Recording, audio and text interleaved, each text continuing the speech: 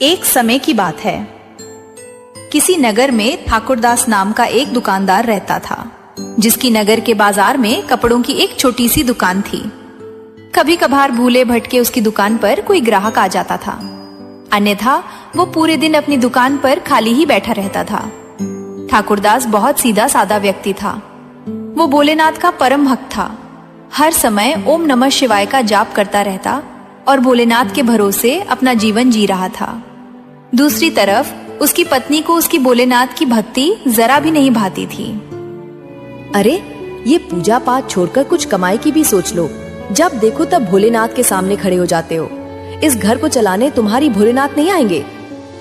अरे भाग्यवान, ऐसा मत कहो, सारी सृष्टि भोलेनाथ ही चला रहे हैं। अच्छा, अब बातें मत बनाओ और जाकर दुकान खोलो। क्या पता कोई गलती से आ ही जाए। ठीक है, जा रहा हूँ। ठाकुरदास के घर में गरीबी और दरिद्रता चारों तरफ पसरी थी। टूटा फूटा मकान, एक पुरानी दुकान जिसमें नाम को ही कुछ कपड़े थे, और पीछे जवान बेटी की शादी की चिंता।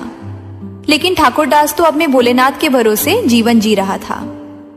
अरे ठाकुरदास, बंद कर भी दो ये पुरानी दुकान, ग्राहक तो कोई आता नहीं। अरे भाई, ऐसे कैसे बंद कर दो दुकान?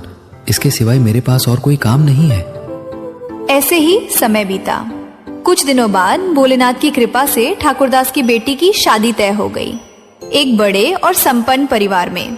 शादी का समय नजदीक आता जा रहा था। सुनो, शादी के खर्चे के बारे में कुछ सोचा है? कहाँ से और कैसे करोगे? पता नहीं, लेकिन तुम चिंता मत करो, भोलेनाथ सब अच्छा ही करेंगे। भोलेनाथ कैलाश से आकर क्या तुम्हें कोई खजाना दे जाएंगे? साहूकार से जाकर कुछ उधार मांगो, वरना शादी करना मुश्किल हो जाएगा। तुम चिंता मत करो, सब ठीक ही होगा। बेटी की शादी के कुछ एक हफ्ते पहले ठाकुरदास के समधियों ने उसे बुलाया और कहने लगे, और बताओ ठाकुरदास जी, शादी की तैयारियां कैसी चल रही हैं?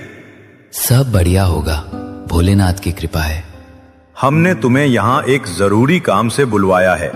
असल में हमारा लड़का शादी में मोटरसाइकिल लेना चाहता है, तो तुम हमें नगद 40,000 रुपए दे देना, हम मोटरसाइकिल खुद खरीद लेंगे। 40,000 रुपए? लेकिन वो... क्या हुआ? पैसे नहीं है तो मना कर दो, हम बारात लेकर नहीं आए। नहीं, आप ये क्या कह रहे हैं? 6 दिन बाद तो शादी है, बारात नहीं आई तो हम लोगों को क्या जवाब देंगे? मेरी बेटी की बहुत बदनामी होगी। ठीक है, तो तुम 5 दिनों में पैसों का इंतजाम कर लो, और जब तुम रकम ले आओगे तभी हम बारात लेकर आएंगे। ठीक है, जैसा आप कहते हैं वैसा ही होगा। मेरे भोलेनाथ कृपा करेंगे। मैं 3 दिन में सारी रकम आपको लाकर दे दूंगा। परेशान होकर ठाकुरदास घर पहुंचता है और अपनी पत्नी को सारी बात बताता है। अरे, ये तुम क्या कर आए? 3 दिन में 40,000 रुपए कहाँ से आएंगे?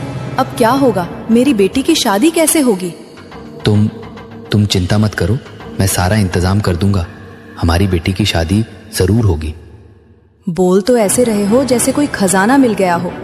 40,000 रुपए तुम 3 दिन क्या 3 साल में भी नहीं कमा पाओगे। मैं 3 दिन में पूरे 40,000 उन्हें दे दूंगा। मेरे भोलेनाथ कृपा करेंगे और सब ठीक हो जाएगा। देखती हूँ अब तुम्हारे भोलेनाथ कितनी मदद करते हैं। हे प्रभु, हे मेरे भोलेनाथ, आपका ही आसरा है। मदद कीजिए प्रभु, मदद कीजिए। चिंता में डूबा हुआ ठाकुरदास अपनी दुकान पर जाकर बैठता है और मन ही मन भोलेनाथ को याद करता है। बैठे बैठे सुबह से शाम और शाम से रात हो जाती है और ठाकुरदास की दुकान पर